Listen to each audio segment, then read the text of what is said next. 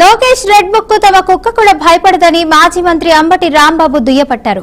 అన్యాయంగా కేసులు పెడుతూ జైల్లో నిర్బంధిస్తున్నారన్నారు. దొంగ కేసులు పెట్టినా పోలీసులతో కొట్టించిన రాజకీయాలను వదిలే ప్రసక్తి లేదని అంబటి తేల్చి చెప్పారు. లోకేష్ తల్లిని తాను ఎప్పుడూ అవమానించలేదని ఛాలెంజ్ చేస్తున్నా అని చెప్పుకొచ్చారు. బుత్వ వ్యతిరేక ఓటు చీలకుండా ఉండాలంటే ఆ కూటమి కలిసి ఉండవలసిందే అంటూ ఎద్దేవా చేశారు. అమల్లో ఉన్నది అనేది ఆయన మళ్ళీ రిపీటెడ్గా చెప్పాల్సిన అవసరం లేదు. అది అమల్లో ఉంది. చాలా మంది మీద అన్యాయంగా అక్రమంగా కేసులు పెడుతున్నారు. అన్యాయంగా అక్రమంగా జైల్లో నిర్బంధిస్తున్నారు. We don't care all these things.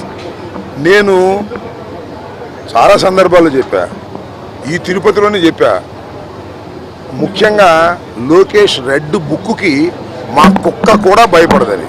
మేము భయపడటానికి సిద్ధంగా లేవు. జైలుల్లో పెట్టుకుంటాడో, లేక దొంగ కేసులు పెట్టుకుంటాడో, లేకపోతే పోలీసుల చేత కొట్టిస్తాడో, దేనికైనా సిద్ధపడే రాజకీయాల్లో ఉన్నా లోకేష్ అని గుర్తుపెట్టుకోమని మనం చేస్తున్నా. ఇవాళ నీకేదో పవర్ ఉందని పండగ చేసుకుంటేనో, నీకేదో పవర్ ఉందని మా మీద దౌర్జన్యం చేస్తేనో రాబోయే కాలం ఎలా ఉంటుందో కూడా ఒక్కసారి ఆలోచించుకుంటే మంచిది. నాకు ఆలోచన జ్ఞానమే లేదు. నా రెడ్ బుక్ ఉంది, నా దగ్గర పోలీసులు ఉన్నారు, ఎంతకైనా తెగిస్తాను, ఎన్ని అక్రమ కేసులైనా పెడతాను, ఎంతమందినైనా జైల్లో పెడతాను అని నువ్వు భావిస్తే దీనికి ప్రతిఫలం లోకేష్ అనుభవించక తప్పదు. Lokesh is a immatured politician.